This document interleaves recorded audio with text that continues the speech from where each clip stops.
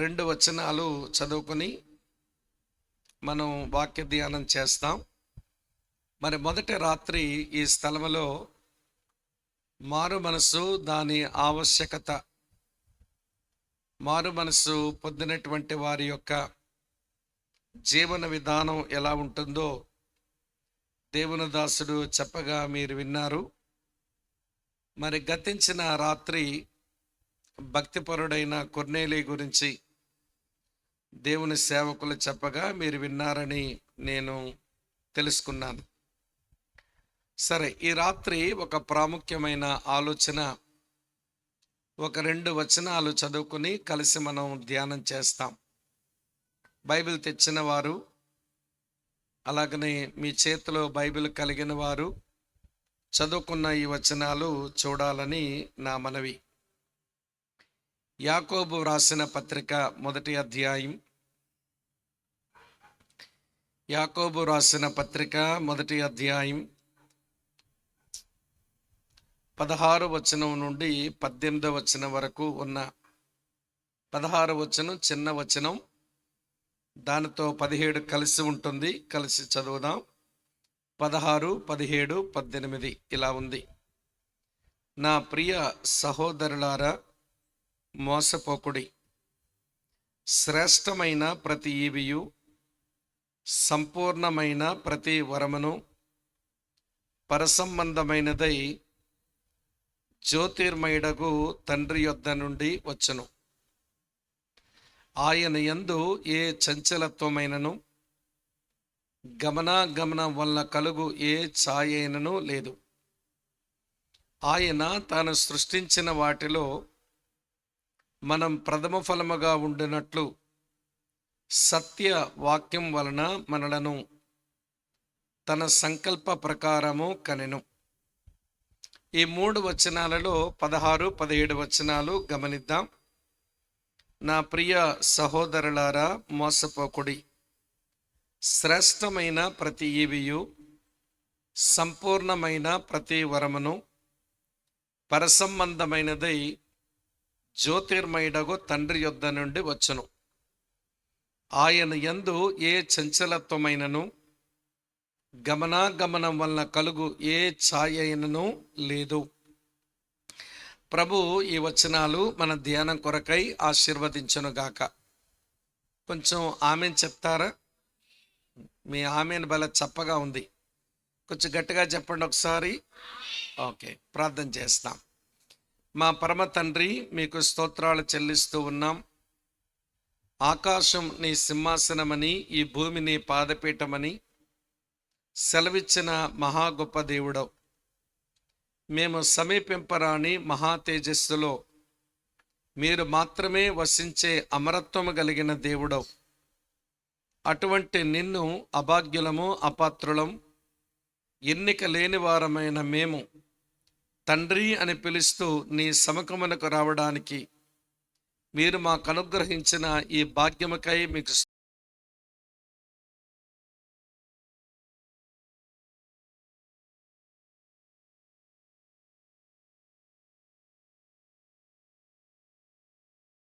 ఆయన పొందిన అవమానము, శ్రమ, ఆ బాధలను మీరు జ్ఞాపకం చేసుకుని, అది మేము పొందవలసినవి నీ కుమారుడు పొందగా, ఆయన మరణించి 3వ దినమున తిరిగి లేచి మీకును మాకును మధ్యవర్తి అయి అనుగ్రహించిన ఈ గొప్ప భాగ్యముకై మనసారా మీకు స్తోత్రాలు చెల్లిస్తూ, నీ ప్రియకుమారుడైన యేసుక్రీస్తుకు వందనాలు చెల్లిస్తూ, మరి గ్రామంలో మీరు ఏర్పాటు చేసుకున్న జీసస్ యూత్ వర్షిప్ టీమును బట్టి వందనాలు. ఆయా సంఘాలలో ఉన్న యవనస్తులంతా వారు ఒక సావాసంగా కూడి ఆయా కార్యక్రమాలు వారు చేపట్టడానికి వారిని బలపరిచి మీరు వాడుకుంటూ ఉన్నారు. మీకు స్తోత్రాలు. ఆ క్రమంలో వారు ప్రతి ఏటా నిర్వహించే సభలలో ఈ సంవత్సరపు సభలకు నేను కూడా రాగలిగాను. మీకు స్తోత్రాలు చెల్లిస్తూ యవనస్తులందరినీ, వారి వారి కుటుంబాలను మీరు ఆశీర్వదించాలని, వారికి మంచి భవిష్యత్తు దయచేయాలని ప్రార్థిస్తున్నాం.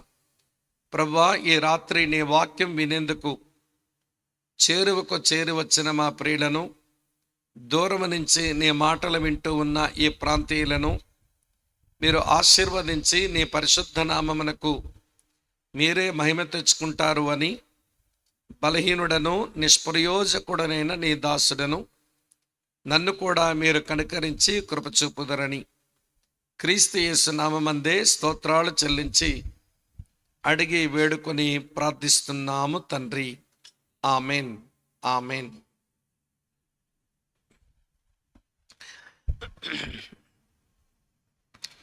ప్రభునందు ప్రియ సహోదరి సహోదరులారా, ఒక పాతకాలపు ఒక చిన్న కథ ఇలా ఉంది. ఇద్దరు చిన్న పిల్లలు, వారి ఇరువురు కూడా ట్విన్స్, కలవల పిల్లలు. ఇద్దరు చూడడానికి ఒకేలా ఉంటారు. వారిని వేరువేరుగా చూస్తే ఒకరిని చెప్పి ఒకరిని గూర్చి అనుకునేటంత చాలా దగ్గర పోలికలు వారి ఇరువురికి ఉన్నాయి.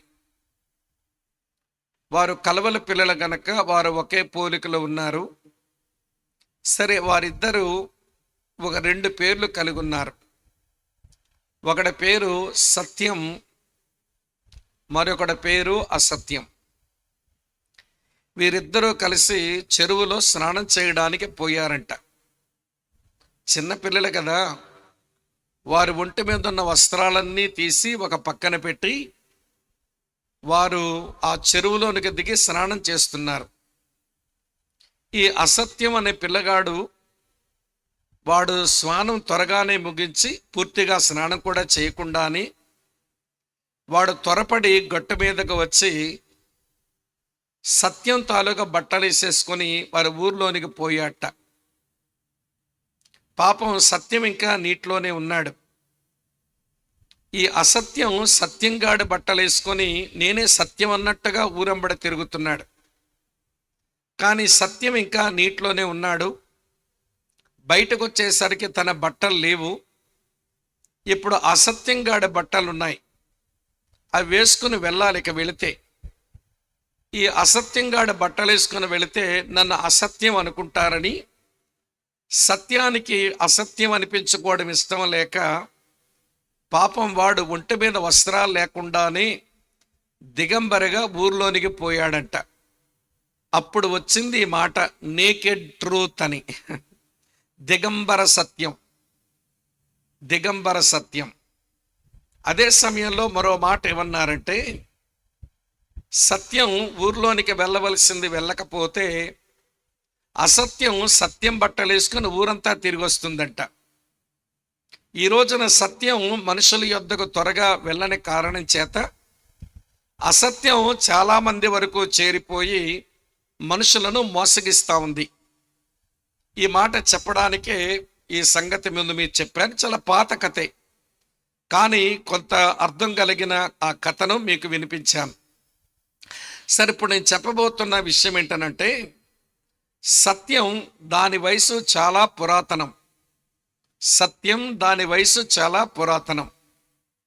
ఈ సత్యం తరువాత వచ్చిన అసత్యం ఉంది చూడండి, ఇది ఎంత భయంకరమైందంటే సత్యంతో సమానంగానే ఉంది. అందుకని దీన్ని ఏన్షియంట్ లై, పురాతన కాలపు అబద్ధం అని అంటారు. కొన్ని వేల సంవత్సరాలుగా ఈ భూమి మీద ఒక పురాతన కాల అబద్ధం చలామణి అవుతుంది. అయితే ఆ పురాతన కాలపు అబద్ధం ఏంటి అంటే, దేవుడు ప్రేమ కలిగిన వాడు కాడు, దేవుడు మంచివాడు కానే కాడు, అసలు దేవుడు ఇచ్చేవాడు కానే కాడు. వాస్తవంగా దీనికి భిన్నంగా దేవుడు ఉన్నాడు. దేవుడు ప్రేమస్వరూపి, దేవుడు దయాళుడు లేదా మంచివాడు, దేవుడు అనుగ్రహం చూపువాడు అనగా ఇచ్చేవాడు. దేవుడు ఎప్పుడూ ప్రేమ గలవాడే, దేవుడు ఎప్పుడూ మంచివాడే, దేవుడు ఎప్పుడూ ఇచ్చేవాడే. ఇది సత్యం. కానీ ప్రజల వరకు చేరిన ఒక అసత్యం, ఇది చాలా కాలం నుంచి ఉన్న ఒక అబద్ధం. అదేంటనంటే, దేవుడు ప్రేమ గలవాడు కాదు, దేవుడు మంచివాడు కూడా కాదు, అలాగనే దేవుడు ఇచ్చేవాడు కానే కాడు. ప్రియులారా, బైబిల్ గ్రంథంలో ఆదికాండం 3వ అధ్యాయంలోని దేవునికి వ్యతిరేకించే దుష్టుడు ఈ అబద్ధాన్ని హవ్వ దగ్గర తీసుకుని వచ్చాడు. దేవుడు నిజంగా ప్రేమ గలవాడు అయితే ఈ తోటలోని చెట్లన్నిటి ఫలాలు తినమని చెప్పి ఒక చెట్టు ఫలం తినొద్దని ఎందుకు ఆజ్ఞాపిస్తాడు? దేవుడేమీ అంత ప్రేమ గలవాడు కాడు అని ఒక అబద్ధాన్ని ఆ స్త్రీ యొక్క మనసులో విత్తినాడన్నమాట. దేవుడే మంచివాడు అయ్యుంటే తాను సృజించినవన్నీ మీకు ఇచ్చేయాలి కదా. అన్నీ ఇచ్చి ఒక చెట్టును మాత్రం మీకు ఇవ్వలేదనంటే దేవుడేమి నువ్వు అనుకున్నంత మంచోడు కాదు. అలాగనే దేవుడు ఇచ్చేవాడే అయ్యుంటే సమస్తాన్ని ఇవ్వాలి కదా. మళ్ళీ ఏదో దాచి ఉంచేసుకొని ఏవో కొన్ని మాత్రమే ఇచ్చాడనంటే దేవుడు ఇచ్చేవాడు కాదు. దుష్టుడు ఆ రోజున ఏదైనా తోటలో హవ్వతో మాట్లాడుతున్నప్పుడు విత్తిన ఆ 3 చేదు బీజాలు అవే. దేవుడు ప్రేమ గలవాడు కాదు, దేవుడు మంచివాడు కూడా కాదు, దేవుడు ఇచ్చేవాడు కానే కాడు. ఆ అబద్ధపు విత్తనాలు తన మనసులో నాటుకున్న హవ్వ జీవితం ప్రియులారా దేవుని మీద తిరుగుబాటు చేసే దానిలా చేసింది. దేవుని మాట మీద అవిశ్వాసం పెంచుకునే దానిగా చేశాయి. చివరికి ఆమె దేవునికి అవిధేయురాలుగా మారింది. చివరికి పాపానికి ఆమె ప్రథమం అయిపోయింది. ఇదంతా మీకు ఎందుకు నేను జ్ఞాపకం చేస్తున్నానంటే, ప్రియులారా 2000 సంవత్సరాల క్రిందట ఈ భూమి మీద స్థాపించబడినటువంటి క్రైస్తవ సంఘం ఆది నుంచి కూడా శ్రమల గుండానే ప్రయాణం చేయాల్సి వచ్చింది, పోరాటాల గుండానే ప్రయాణం చేయవలసి వచ్చింది, నిందల గుండానే ప్రయాణం చేయవలసి వచ్చింది, బాధల గుండానే ప్రయాణం చేయవలసి వచ్చింది, హింసల గుండానే ప్రయాణం చేయవలసి వచ్చింది. ప్రియులారా, ఇదేదో కొత్త విషయం కాదు. యేసుప్రభు భూమి మీద ఉన్నప్పుడే తన నమ్ముకున్న వాళ్ళతో తేటగా ఈ మాట చెప్పాడు. యోహాను సువార్త 16వ అధ్యాయం 33వ వచనంలో ఇలా రాసి ఉంటుంది, లోకములో మీకు శ్రమ కలుగును, అయినను మీరు ధైర్యం తెచ్చుకోండి అన్నాడు. మీరు నన్ను నమ్మారు గనక మీకెంతసేపు సుఖము సౌఖ్యమే స్వస్థతలే ఉంటాయి, మీకే కష్టం ఉండదని యేసు ప్రభువారు తాను అబద్ధాన్ని చెప్పలేదు. ఆయన సత్యవంతుడు, ఆయన సత్యమే చెప్పాడు. మీరు నన్ను వెంబడిస్తున్నారు కదా, నన్ను వెంబడించిన కారణం చేత లోకములో మీకు శ్రమ కలుగుతుంది అని చెప్పాడు. ఆయన్ని నమ్మి ఆయన వెంబడించిన శిష్యులలో పేతురు అనేటువంటి భక్తుడు 1 పేతురు పత్రిక 4వ అధ్యాయం 12వ వచనంలో ఇలా అన్నాడు, సహోదరులారా, మీకు కలుగుచున్నటువంటి అగ్ని వంటి మహాశ్రమలను చూచి మీకేదో వింత సంభవించినట్లు మీరు ఆశ్చర్యపోకండి. మీకు శ్రమలు, మనకు శ్రమలు సర్వసాధారణం అన్నాడు. అటు తరువాత ప్రపంచమంతటికి స్వార్థీకరణ కొరకు బహు బలముగా వాడబడిన దేవుని సేవకుడు పౌలు భక్తుడు కూడా ఇట్లా చెప్పాడు. తిమోతికి వ్రాసిన 2వ పత్రిక 3వ అధ్యాయం 12వ వచనంలో, క్రీస్తు యేసునందు సద్భక్తితో బ్రతకనుద్దేశించిన వాడు హింస పొందుతాడు అని చెప్పాడు. ఇవన్నీ మీకు ఎందుకు చెప్పానంటే, ఏదైనా ఒక సత్యాన్ని మనం ధృవీకరించాలి అనంటే 2 లేక 3 నోట ఆ మాట వినబడాలట. కనుక లోకములో మనకి శ్రమ వస్తుంది, ఈ లోకములో మనకి హింసలు వస్తాయి, ఈ లోకములో మనకు బాధలు వస్తాయి అనే మాట నేను 3 నోట వచ్చినవి ఆ 3 రిఫరెన్సులు చెప్పాను. కనుక సంఘముగా కొంతమంది దేవుని పిల్లలు ఏర్పడ్డారు. అలా ఏర్పడడానికి గల కారణం దేవుని యొక్క సువార్త మాటలు విన్న తర్వాత దేవుడు ఏంటో వారు గ్రహించి తామేంటో కూడా తాము అర్థం చేసుకుని వారి పాపముల విషయమై పశ్చాత్తాపమునుంది దేవుని యందలి విశ్వాసం ఉంచి వారు మారు మనసు పొందారు. ఏ రోజునైతే వారు మారు మనసు పొందారో, వారు సంగమగా ఏర్పడ్డారో, వారు సంగమగా ఏర్పడిన నాట నుంచి వాళ్ళు శ్రమలు, కష్టాలు, శోధనలు, బాధలు, హింసలు వారు అనుభవించవలసి వచ్చింది. వెంటనే వారి మనసులోకి ఏమి వచ్చేసింది అనంటే, అరే, దేవుడే ప్రేమ కలిగిన వాడైతే మనకెందుకు ఈ పరిస్థితి వచ్చింది? దేవుడే మంచివాడు అయ్యుంటే మనకి ఈ పరిస్థితులు ఎందుకు వచ్చినాయి? దేవుడే ఇచ్చేవాడైతే మనం ఎందుకే దరిద్రతను అనుభవిస్తున్నాము అని చెప్పి వారి మనసుల్లో దేవుని వ్యక్తిత్వం మీద, దేవుని సుగుణాల మీద కొంచెం ప్రియులర వ్యతిరేకమైన భావనలు కలిగిపోతూ ఉన్నాయి. అది ఎవరికైనా కలుగుతాయి. మీకైనా, నాకైనా, ఎవరికైనా ప్రతికూలమైన పరిస్థితులు గుండా మనం ప్రయాణం చేస్తున్నప్పుడు దేవుని ప్రేమను, దేవుని మంచితనాన్ని, దేవుని అనుగ్రహాన్ని ప్రశ్నించి దేవుని వ్యక్తిత్వం మీద దాడి చేసే మనస్తత్వం సర్వసాధారణంగా ఎవరికైనా కలుగుతుంది. బైబిల్లో ఒక ఆయన అంటాడు, దేవుడు వచ్చన్నాడు, బాబు యెహోవా నీకు తోడుగున్నాడు అని అంటే ఆయన అంటాడు, ఆయనే మాకు తోడుగున్నట్లయితే ఇవన్నీ మాకెందుకు సంభవిస్తున్నాయి? మా పితరులకు ఆయన కార్యాలు చేశాడని, ఎర్ర సముద్రాన్ని ఆయన దాటించినాడని, ఐగుప్తు చేతులు విడిపించినాడని ఏమేమో మాటలు మేము విన్నాము. మరి ఆయన చేసిన కార్యాలన్నీ ఏమైపోయాయి? బైబిల్లో గిద్యోను అనేవాడు ఈ ప్రశ్నలు వేశాడు. ఆయన మాకు తోడుగున్నట్లయితే ఇదంతా మాకెందుకు సంభవించాను? ఆయన చేసిన కార్యాలన్నీ ఏమైపోయినాయి? ఎందుకో ఆయన మీద నాకు బోల్డని ప్రశ్నలు వచ్చేస్తున్నాయి. ఈ రోజున ప్రియమైన సోదరి స్నేహితులారా, దేవునికి వ్యతిరేకించిన వాడైన దుష్టుడు, వాడు మనుషుల మనసుల్లోకి చెప్పించిన అబద్ధాల వలన మనుషులు అందరి యొక్క మనసులు ఈ ప్రశ్నలతోనే నిండిపోతున్నాయి. శ్రమల గుండా వెళ్తున్నప్పుడు, పోరాటాలు అనుభవిస్తున్నప్పుడు, నిందలు భరిస్తున్నప్పుడు, బాధలు అనుభవిస్తున్నప్పుడు, కొంత హింస వారు పొందుతున్నప్పుడు అసలు దేవుడు ప్రేమ కలిగిన వాడైనా, అసలు దేవుడు మంచివాడైనా, దేవుడు అనుగ్రహం చూపిన వాడైనా నాకు నమ్మబుద్ధి కావటం లేదు, దీనికి భిన్నంగా ఉన్నట్టున్నాడు దేవుడు అని చాలాసార్లు అబద్ధమే మన మనసులో నిండిపోతుంది. సత్యానికి మన మనసు తలుపు తెరవనివ్వకుండా మనసు తలుపేసేస్తుంది. నేను ఈ రాత్రి వేళ మొదటి రోజు మారు మనసు గురించి విన్నారు, నిన్నటి రోజు భక్తి గల జీవితాన్ని గురించి విన్నారు. ఈ రోజున దేవుడేంటో కొంచెం నేను జ్ఞాపకం చేసి ఆ దేవుని ఎడల మన కనపరచవలే ప్రతిస్పందనలు ఏమై ఉండాలో చెప్పడానికి నేను 2 వచనాలు చదివాను. దైవజనుడైన యాకోబు, ఆయన ఆనాటి సంఘ అధ్యక్షుడు, ఇలాగన్నాడు, నా ప్రియ సహోదరులారా మోసపోకండి.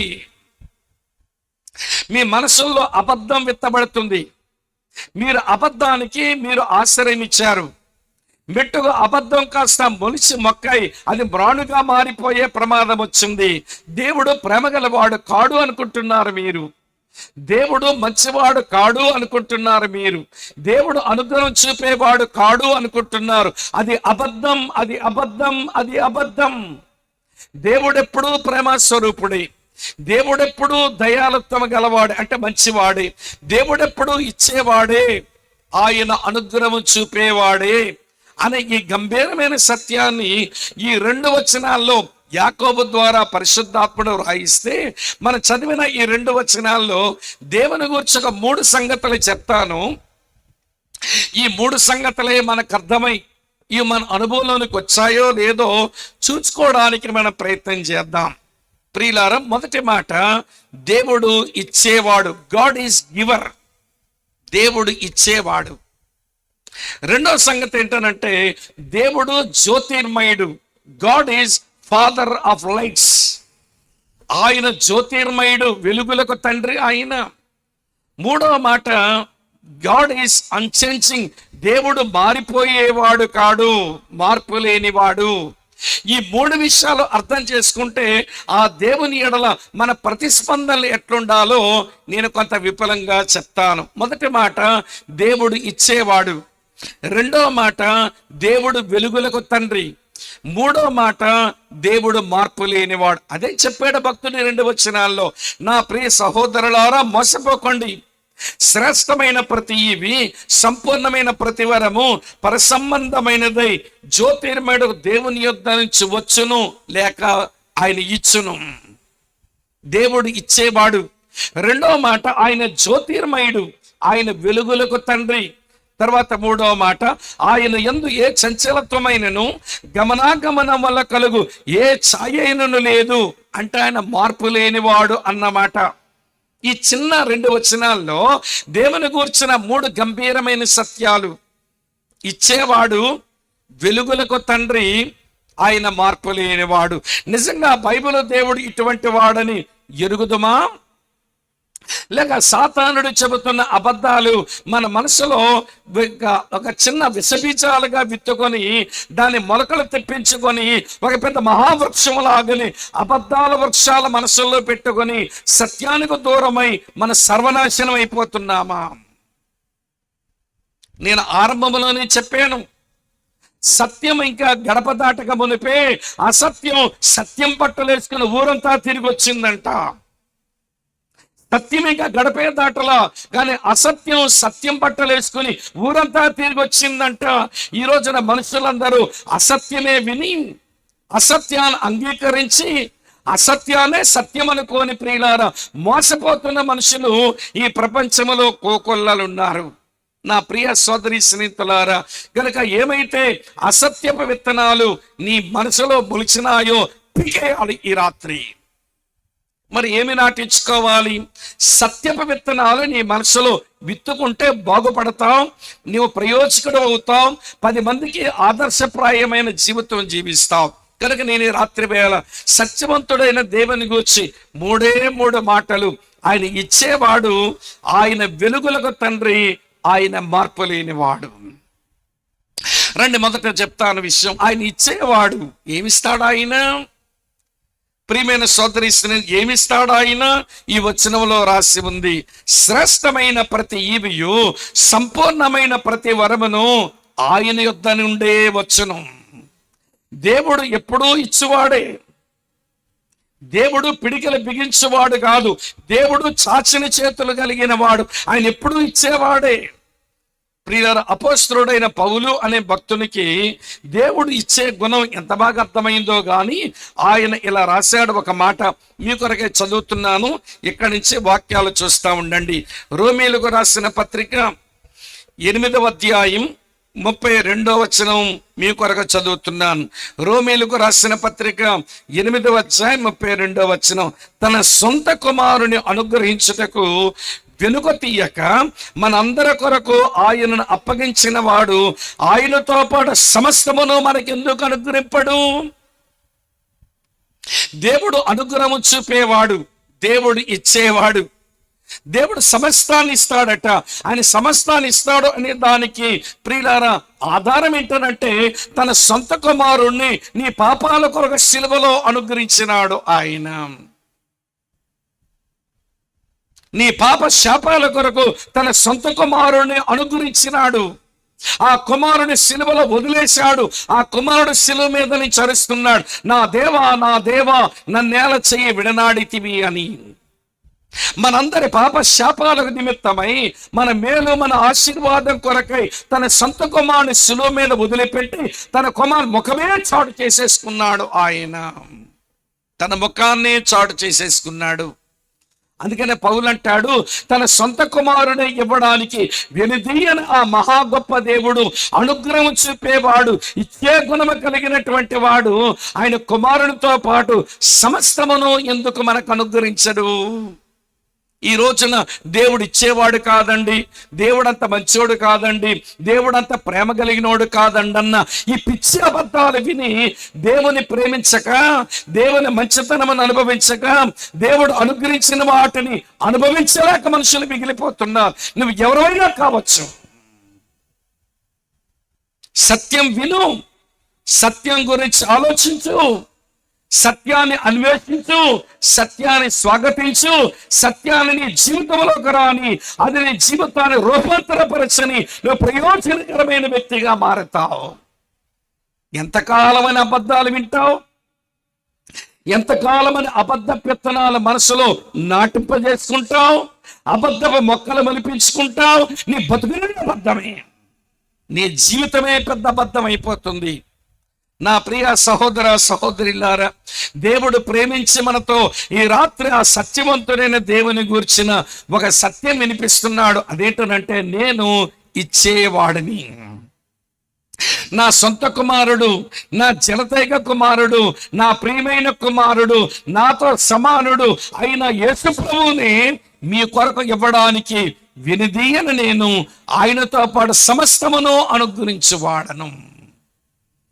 ఒరే మొదటి శతాబ్దపు క్రైస్తవులారా, మీరు శ్రమల గుండా ప్రయాణం చేస్తుండడం వలన, మీరు పోరాటాలు ఎదుర్కోవటం వలన, మీరు నిందలు అనుభవిస్తున్నందున, మీరు బాధలు అనుభవిస్తున్నందున, మీరు హింసించబడుతున్న కారణం చేత దేవుడు ఇచ్చేవాడు కాదు, దేవుడు అంత మంచోడు కాదు, దేవుడు అంత ప్రేమ కలిగిన వాడు కాదని మీలో మీరు అబద్ధాన్ని అంత స్థిరపరచుకుంటున్నారు ఎందుకు? మీలో మీరు అబద్ధాన్ని అంత బాగా స్థిరపరచుకుంటున్నారు ఎందుకు? ఇది మీకు తగదు. దేవుడు ప్రేమ గలవాడు, దేవుడు మంచివాడు, దేవుడు అనుగ్రహం చూపేవాడు, ఇచ్చేవాడు. ఏమిస్తాడంట ఆయనంటే, ఇప్పుడు మనం చదివిన వచనంలో, యాకోబు రాసిన పత్రిక 1వ అధ్యాయం 17వ వచనంలో శ్రేష్టమైన ప్రతి ఈవియు అన్నాడు. ఈవులు అంటే మన భూమి మీద బ్రతకడానికి కావలసినవి. దీని క్రైస్తవ పరిభాషలో దీవెనలు అని అంటాం. ఈవులే దీవెనలు. భూమి మీద బ్రతకడానికి కావలసినవి ఈవులు, వాటినే దీవెనలు అని అంటాం. ఇలా చెప్పనివ్వండి ప్రియులారా. ఏమిటంటారా ఈవులు, ఈ దీవెనలు అంటే? ఈనండి వరుసగా లిస్టు చెప్తాను మీకు. భూమి మీద బ్రతుకుతున్నప్పుడు మనకు ఆయుష్ కావాలి, ఇస్తున్నాడు. భూమి మీద బ్రతుకుతున్నందుకు మనకు కావలసింది ఆరోగ్యం, అది అనుగ్రహిస్తున్నాడు.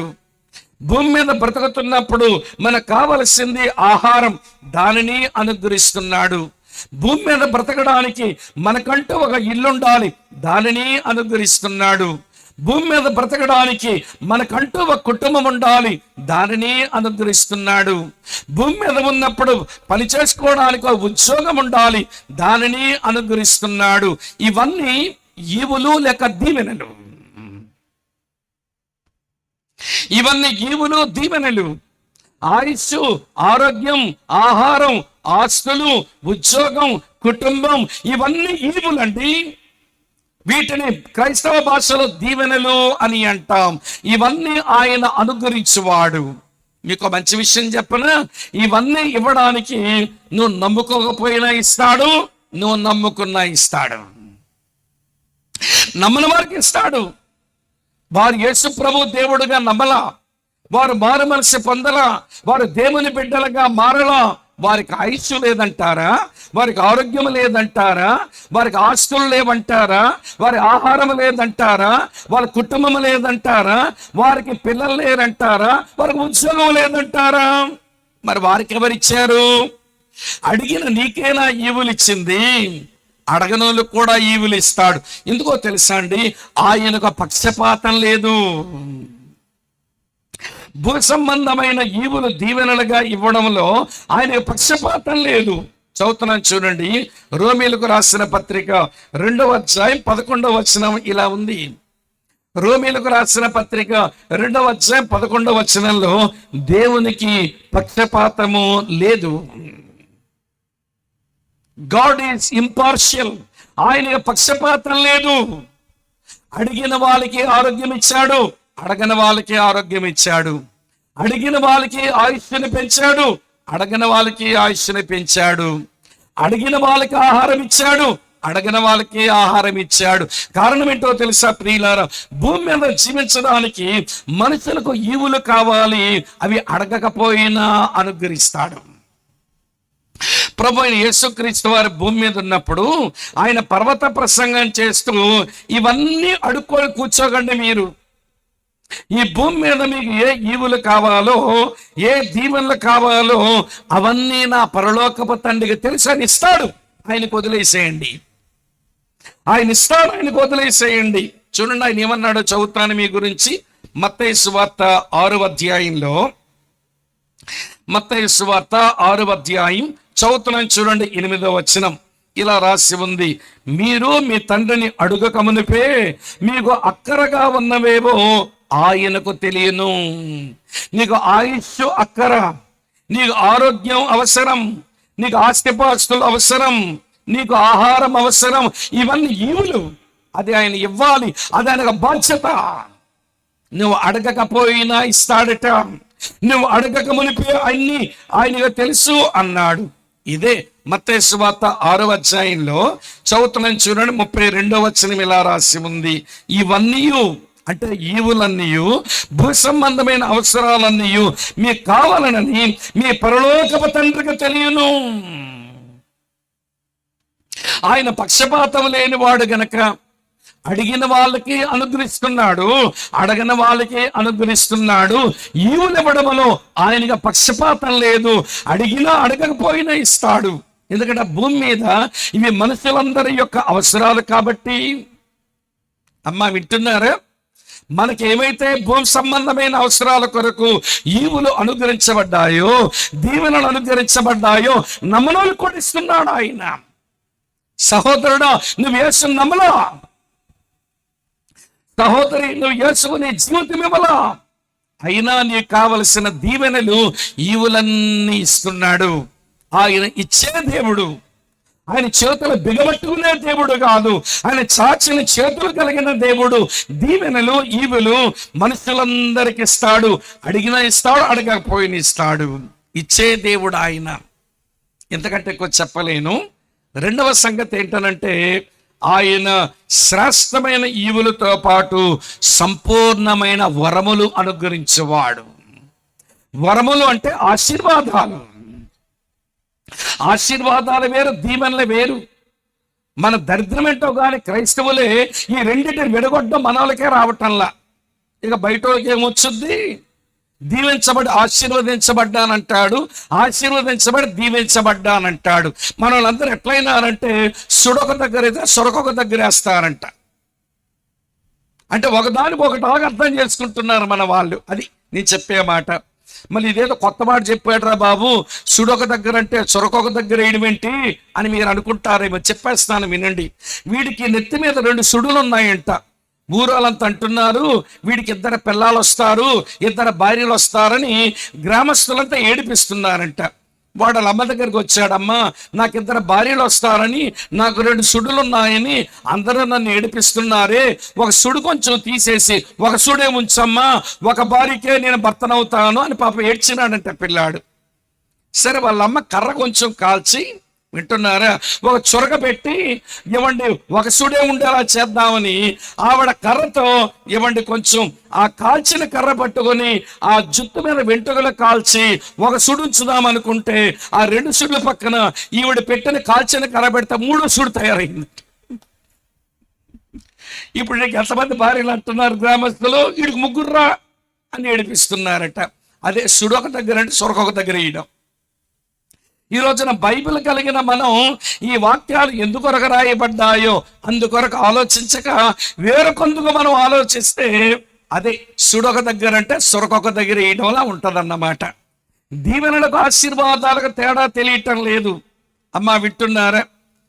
ఇవడి ఈవులకో వరాలకి తేడా తెలియటం లేదు. ఈ 2 అనుగ్రహించేవాడు దేవుడు. ఈవులంటే దీవెనలు, అవి భూమి మీద జీవించడానికి కావలసినవన్నీ అని మీతో చెప్పేశాను. రెండో సంగతి వరములు. వరములు అంటే ఆశీర్వాదాలు, అవి పరలోక సంబంధమైన జీవితానికి కావలసినవి. పర సంబంధమైన జీవితానికి కావలసినవి ఆశీర్వాదాలు. ఇవి అడక్కపోతే రాదు. దీవెనలు ఈవులు అడకపోయినా వస్తాయి, నమ్మకపోయినా వస్తాయి. పక్షపాతం లేని దేవుడు కనుక ఎవరికైనా అనుగ్రహిస్తాడు, కానీ ఆశీర్వాదాలు మాత్రం అడిగితేనే వస్తాయి. ఇంతకీ ఈ ఆశీర్వాదాల వరములంటే ఏంటో తెలియాలిగా, చూపిస్తాను రండి. మొట్టమొదటి వరం చూపిస్తున్నాను. యోహాను సువార్త 4వ అధ్యాయం. యోహాను సువార్త 4వ అధ్యాయం. ప్రభువైన యేసుక్రీస్తు వారు సమరయ స్త్రీతో మాట్లాడిన మాటల్లో ఒక మాట చూడండి. 10వ వచనం చదువుతున్నాను. యోహాను సువార్త 4వ అధ్యాయం 10వ వచనం ఇలా ఉంది. అందుకు యేసు అమ్మా నీవు దేవుని వరమును నాకు దాహమునకిమ్మని నేను అడుగుచున్నవాడెవడో అది ఎరిగి ఉంటే నీవు ఆయనను అడుగుదువు, ఆయన నీకు జీవజలమిచ్చునని ఆమెతో చెప్పాను.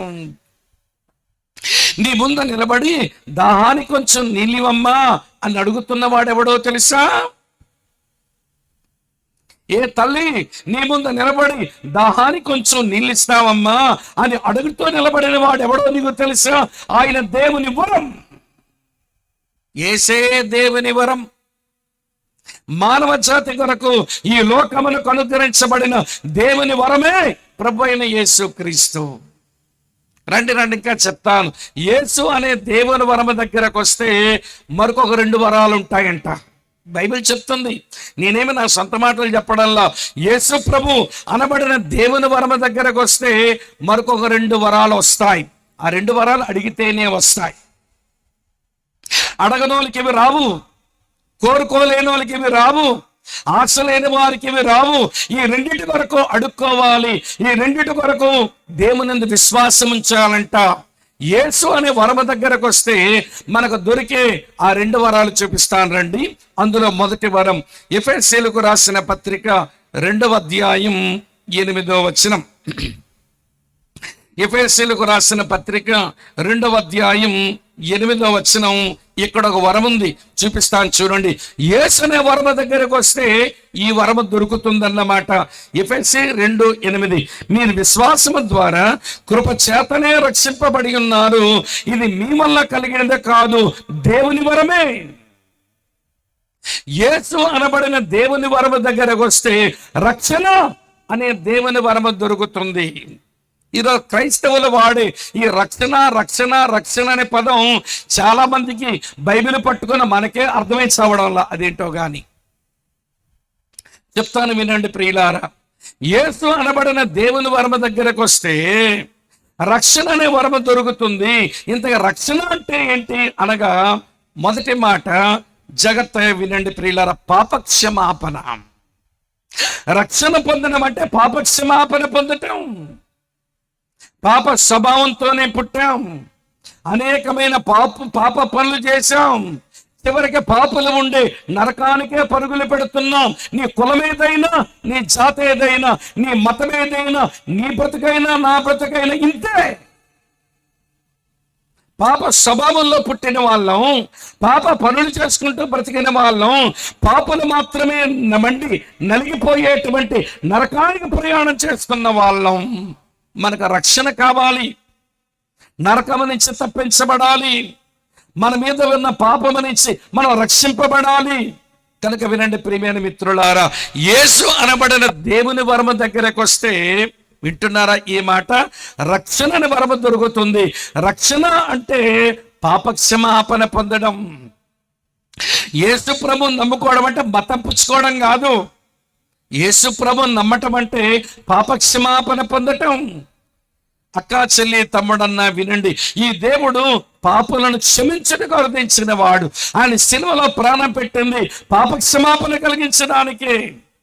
ఎఫెసీయులకు రాసిన పత్రిక 1వ అధ్యాయం 7వ వచనం చూడండి. ఎఫెసీయులకు రాసిన పత్రిక 1వ అధ్యాయం 7వ వచనం.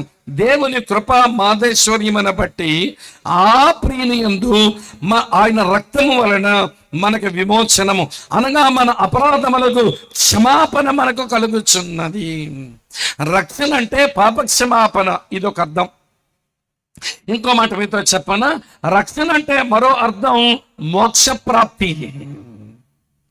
ఈ రోజున కులం ఏదైనా, జాతి ఏదైనా, మన మతం ఏదైనా, మనం ఏ ప్రాంతానికి చెందిన వారమైనా చచ్చాక మొన్నైన శరీరం అది మట్టిలోకి పోయిన తర్వాత మన ఆత్మగా మోక్ష ప్రాప్తి కలగాలని ఏ మతస్థుడైనా, ఏ కులస్థుడైనా, ఏ జాతోడైనా కోరుకుంటాడు. అయితే ప్రియులారా, దేవుని వరమైన యేసునద్దకు వస్తే ఆయన రక్షణ అనే వరము దయచేస్తే ఆ రక్షణలో పాప క్షమాపణ పొంది ఆ మోక్షరాజ్యానికి వారసులం అవుతాం. అందుకనే ప్రియులారా, యేసు ప్రభువుని నమ్మిన అమాయకులైన నిరక్షరాస్యులైన వారి దగ్గర కూడా పోయి, ఎందుకమ్మా యేసు ప్రభు నమ్మావంటే, నేనే పెద్ద విషయాలు చెప్పలేను కానీ బాబు, నేను చచ్చిపోతే పరలోకం వెళ్తానని నాకు తెలుసులే అంటారు. ఏం తెలుసు మాకు మోక్ష ప్రాప్తి ఉందండి, అందుకే యేసు ప్రభువు నమ్మినామండి.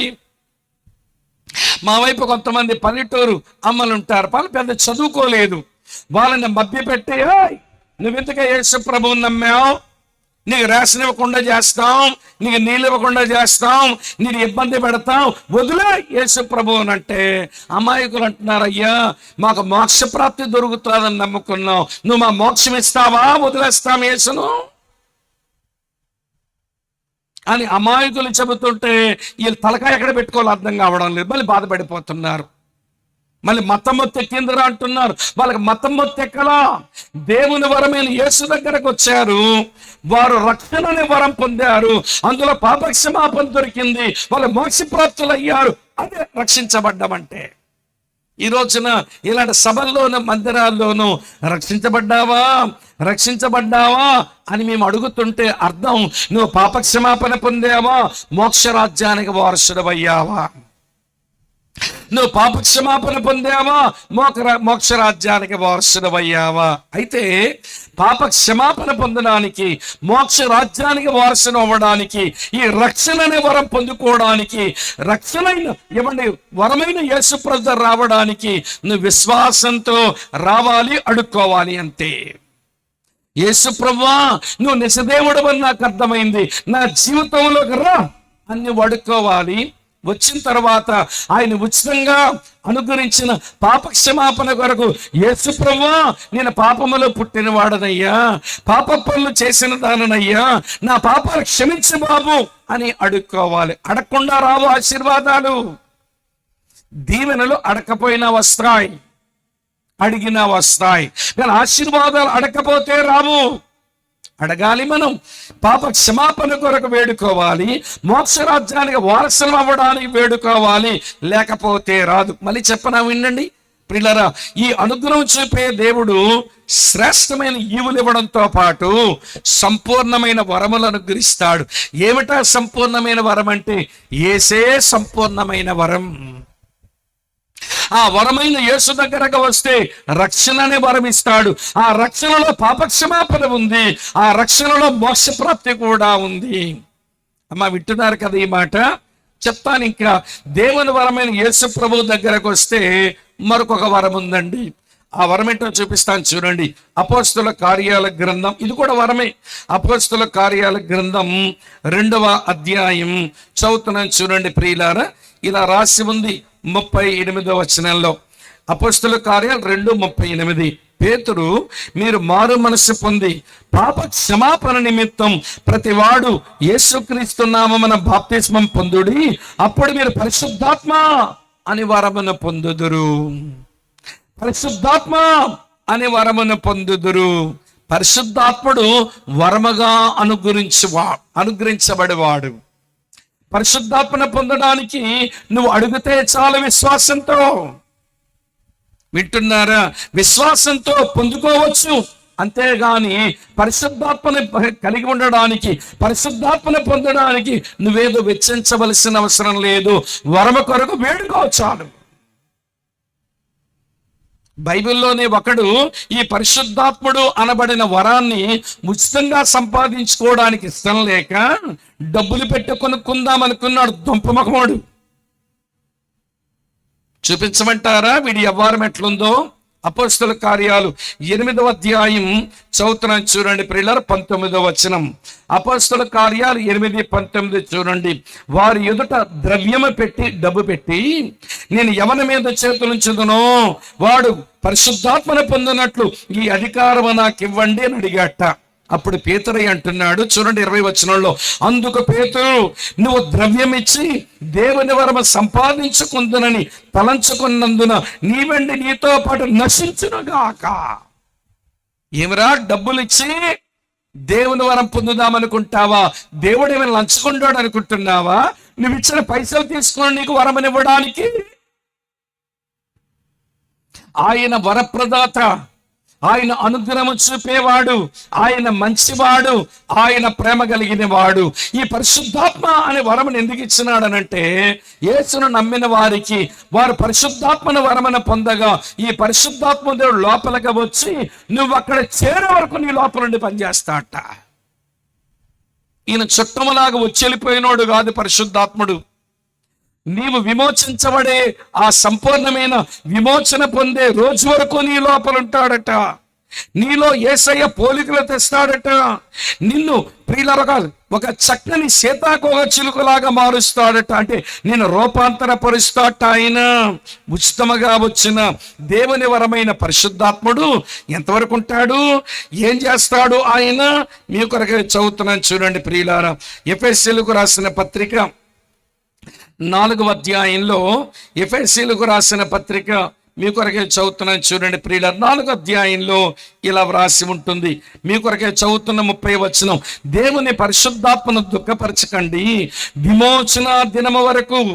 అంటే మీరు సంపూర్ణమైన విమోచన పొంది పరలోక రాజ్యం చేరే వరకు ఆయన యందు మీరు ముద్రించబడి ఉన్నారు. నీ లోపలగా వచ్చిన పరిశుద్ధాత్ముడు అనే వరం ఆయన నువ్వు పరలోకం చేరే వరకు నీ లోపల నుండి పనిచేస్తాడు. దేవునికి నచ్చని గుణాలు తొలగించడానికి ప్రయత్నం చేస్తాడు. దేవునికి నచ్చే గుణాలు నీలో పుట్టించడానికి ప్రయత్నం చేస్తాడు. ఆయన లోపలున్నాడు, ఆయన దుఃఖపరచకండి. ఆయన లోపలున్నాడు, ఆయన ఆర్పేయకండి.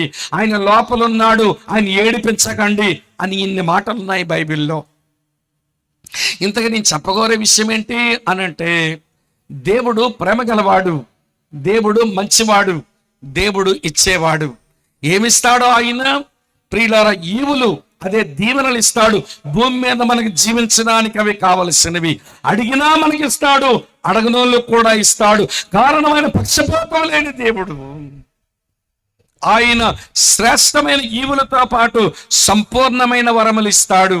ఏమిటి సంపూర్ణమైన వరములు అంటే, యేసే దేవుని వరం, ఆయన సంపూర్ణుడు. ఆ సంపూర్ణ వరమైన యేసు దగ్గరకు వస్తే రక్షణని వరం ఇస్తాడు. అందులో పాప క్షమాపణ ఉంటుంది, మోక్ష ప్రాప్తి ఉంటుంది. అలాగనే పరిశుద్ధాత్ముడిని వరముగా ఇస్తాడు. ఆ లోపలికి వచ్చిన పరిశుద్ధాత్ముడు నేను పరలోకాన్ని చేర్చే వరకు నీ లోపల ఉండి పనిచేస్తాడు. అందుకే వరములు అనగా ఆశీర్వాదాలు అవి పరసంబంధమైనవి అని చెప్పా. ఈవులు భూ సంబంధమైన జీవితానికి, వరములు పరసంబంధమైన జీవితానికి. ఈ రెండు అనుగ్రహించే దేవుడు ఇచ్చేవాడు కాదనుకుంటున్నావు ఎందుకు? ఈ రెండు ఇచ్చే దేవుడు ఆయన చెడ్డవాడని అనుకుంటున్నావు? ఈ రెండు ఇచ్చే దేవుడు ప్రేమ లేనిడు వాడని ఎందుకు అనుకుంటున్నావు? శ్రమల గుండా వెళ్ళినంత మాత్రాన, శోధన గుండా వెళ్ళినంత మాత్రాన, ఇరుకులు ఇబ్బందుల గుండా వెళ్ళినంత మాత్రాన దేవుడు మంచివాడు కాదు, దేవుడు ప్రేమ గలవాడు కాదు, దేవుడు ఇచ్చేవాడు కాదని దేవుని మీద నిష్ఠూరపు మాటలాడి దేవునికి వ్యతిరేకంగా నిలబడి అబద్ధాన్ని మీ మనసుల్లో నాటించుకోకండి. నా ప్రియ సహోదరులారా, నా ప్రియ కవిట నా ప్రియ సహోదరులారా, మోసపోక. Don't be deceived. ఆదరించే సాతానుడు ఈ అబద్ధాలు పట్టుకొని వచ్చి మనుషుల్ని మోసం చేస్తున్నాడు. వాడు ఆదరించి ఏదైనా తోట నుంచి కవిటాం ఈ పొలములో కూర్చున్న ఈ రోజు వరకు వాడు చేస్తున్న పనులే అబద్ధాలు తీసుకురావటం, అబద్ధాన్ని మనుషుల మనసుల్లో నాటడం, ఆ అబద్ధానికి పెద్ద చెట్టులాగా చేయటం, మొత్తాన్ని అబద్ధముతో మన అంతమైపోయేలా చేసే పనికి వాడు పూనుకుంటే వాడబద్ధాలు నమ్ముతావేంటి? వాడు అబద్ధాన్ని జీవితంలో రావడానికి తలుపులు తెరుస్తున్నావెందుకు? దేవుడు ప్రేమస్వరూపి, దేవుడు దయాలుత్వం కలిగిన వాడు, దేవుడు అనుగ్రహం చూపేవాడు. నా ప్రియ సహోదరులారా, మోసపోకండి. ఇప్పుడు మిమ్మల్ని అడుగుతాను, ఏమడుగుతాను అని అనిపిస్తుందనంటే, దేవుడు ఇచ్చేవాడని అర్థం చేసుకుని ఆయన ఇచ్చిన ఈవులు తీసుకుని ఆయన కృతజ్ఞతలు చెల్లించడం వచ్చా? అలాగనే ఆయన అనుగ్రహించే వరముల కొరకు ఆరాట పడుతూ బ్రతకడం వచ్చా? ఈవుల కొరకు ఏమని వినండి ప్రియులారా, నువ్వు అడకపోయినా ఇచ్చాడుగా. మీలో ఎంతమంది నేను పుట్టిన తర్వాత నాకు ఆకలి అవుతుందని మా అమ్మ పొట్టలో ఉన్నప్పుడే దేవుడా దేవుడా దేవుడా నేను పుట్టగానే నాకు ఆకలేస్తుంది గనక నేను పుట్టగానే మా అమ్మ రొమ్ములో పాలు తయారు చేసి పెట్టు, అడిగి పుట్టినవాడు ఎవడన్నాడు చూపించాను, మీ కాలుకు దండం పెడతా. మీరు అడిగి పుట్టారా? నాకు పుట్టగానే ఆకలి అవుతుంది దేవుడా, నా ఆకలి తీర్చడానికి మా అమ్మ రొమ్ము దగ్గర పాలు తయారు చేసి పెట్టు అని అడిగి పుట్టావా? నువ్వు అడకపోయినా నీ తల్లి రొమ్ము దగ్గర పాలను తయారు చేసి నువ్వు ఏడవగానే ఆ పాలతో పోషించబడ్డానికి అడగకుండా ఇచ్చేవాడండి దేవుడు. ఈవులన్నీ అలాగే ఇస్తాడు ఆయన. ఆయుష్ అయినా, ఆరోగ్యమైన, ఆహారమైన, ఆస్తులైనా, కుటుంబమైన, పరిపాట్లైనా ఈవులు, అవి దీవెనలు అడకపోయినా ఇస్తాడు, అందరికి ఇస్తాడు. ఆయన పక్షపాతము లేని దేవుడు. దీన్ని బట్టి ఎప్పుడైనా స్తుతించావా? దేవా, నేను చాలా విషయాలు అడగలేదే, కానీ అన్నీ నువ్వు నాకు అనుగ్రహించావు. పుట్టగానే అమ్మ పాలు నేను అడగలా ఇచ్చావు, పుట్టగానే మంచి ప్రాణవాయువు నేను అడగలా ఇచ్చావు. నేను పుట్టగానే నా ఆలనా పాలన చూడడానికి, నాకు ఒళ్ళు కడగడానికి, నాకు వినండి ఆ బట్టలు వేయడానికి, నాకు అన్నం పెట్టడానికి మా అమ్మమ్మను మా నాయనమ్మను వాళ్ళు కూడా సిద్ధం చేసి పెట్టావు. నేను అడగలేదుగా. నువ్వు పుట్టగానే నీ ఒళ్ళు కడిగిన అమ్మమ్మ ఉండాలని అడిగి పుట్టావా నువ్వేమైనా? మీ నాన్నమ్మ నీ కింద చాలా సేవలు చేసింది, టాయిలెట్గా పోతే శుభ్రం చేసింది, వాష్రూమ్లో నీకు స్నానం చేయించింది, మంచి బట్టలు వేసింది, గోరు ముద్దలు తినిపించింది మీ నాన్నమ్మ. నువ్వు పుట్టకమనిపోయినా మా నాన్నమ్మను ఉంచునాయినా నాకు సేవలు చేయించని అడిగితే ఉందా మీ నాన్నమ్మ? చాలా అడగలేదండి మనం. ఇలా అర్థమవుతుందని ఈనాడు బుల్లిబుల్లి ఉదాహరణలు చెప్పా. అర్థమవుతుందా? చాలా అడగలేదండి మనం. పక్షపాతము లేని దేవుడు, అడగకపోయినా అన్నీ అనుగ్రహించినందుకు దేవా నేను నీకు రుణపడి ఉండిపోయాను. ఏమిచ్చి నీ రుణం తీర్చుకోగలను నాయన? అడిగితే కూడా కొంతమంది ఏమీ పెట్టారు, కానీ నేనేమి అడగకపోయినా భూమి మీద నాకు కావలసిన ఈవులన్నీ ప్రసాదించిన నీవు అనుగ్రహదాతవు, నీవు నాకు ఈవులు ప్రసాదించిన వాడవు, నువ్వు దీవించిన వాడవు. అందుకు మనం కృతజ్ఞతలు చెల్లించాలి. మరి వరములు అడిగితేనే వస్తాయి. యేసుని విశ్వాసంతో నీ హృదయంలోకి రమ్మని అడిగావా? నీ హృదయ సింహాసనం మీద ఆయన రాజేనా? ఈ రాత్రి ఏ దేవుని మాటలైతే వింటున్నావో, నేను ఈ బైబిల్లోంచి ఏ దేవుని మాటలైతే చెబుతున్నానో, ఆయన పూర్తి పేరేంటో తెలుసా మీకు? వినండి. యేసు క్రీస్తు ప్రభు. ఈ రాత్రి ఏ దేవుని మాటలైతే వినడానికి వచ్చారో, నేను ఏ దేవుని మాటలు ఈ బైబిల్లో చెబుతున్నానో, ఆయన పూర్తి పేరేంటో తెలుసా? యేసు క్రీస్తు ప్రభు. పూర్తిగా మనం అనుభవించాలి ఆయనను. ఆయన ఆశీర్వాదానికి కర్త, ఆయన ఆశీర్వాదానికి మాధ్యమం. ఆయన ఎవరో తెలుసా? యేసు అనగా రక్షించువాడు, క్రీస్తు అనగా సరిపోయిన వాడు, ప్రభు అనగా పాలించువాడు. యేసు అనగా సేవియర్, రక్షకుడు. క్రీస్తు అనగా వినండి ప్రియుల, సఫిషియంట్ వన్, ఆయన సరిపోయిన వాడు. ప్రవక్తగా సరిపోతాడు, ప్రధాన యాజకుడుగా సరిపోతాడు, నాకు రాజుగా సరిపోతాడు. ప్రభు అంటే ఆయన రాజుల రాజు, ప్రభుల సోవరిన్. ఆయన నా చక్రవర్తి. ఇప్పుడు చెప్తాను వినండి. ఆయనే నీకు ఆశీర్వాదం ఇచ్చిన మాట నిజమైతే, ఆయన నీ హృదయంలో పిలుచుకున్నావా? యేసుగా పిలుచుకుని రక్షించబడాలి, క్రీస్తుగా స్వీకరించి ఆయన మీద ఆధారపడాలి, ఆయన ప్రభువుగా ప్రతిష్ఠించుకొని ఆయన పాలన కిందకు రావాలి. ఈనాటి క్రైస్తవులు మీరేమనుకోకండి, యేసు ఒప్పుకుంటాం కానీ, అప్పుడప్పుడు క్రీస్తుగా ఒప్పుకుంటాం కానీ ప్రభు అంటేనే మాకు ఒళ్ళు మండిపోద్ది.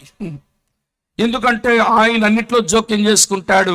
ఇలా మాట్లాడకూడదంటాడు, ఆ పని చేయకూడదంటాడు, ఇలా ఆశించకూడదంటాడు, ఇలా ఆలోచించకూడదంటాడు.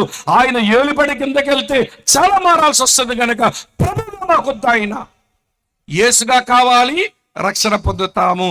క్రీస్తుగా కావాలి, మాకన్నా సరిపోయిన వాడు అవుతాడు. ప్రభువుగా మాత్రం మాకొద్దు, కుదరదండి. ఈ దేవుని నీ హృదయంలోనికి నువ్వు సంపూర్ణంగా నువ్వు పిలుచుకున్న మాట అయితే, యేసు క్రీస్తు ప్రభువుగా మొత్తం పిలవాల్సిందే. అలా పిలుచుకుంటే ఆయన లోపలికి వచ్చిన తర్వాత రక్షణనే వరమిస్తాడు. అది పొందడం చేతనైంది. Are you saved?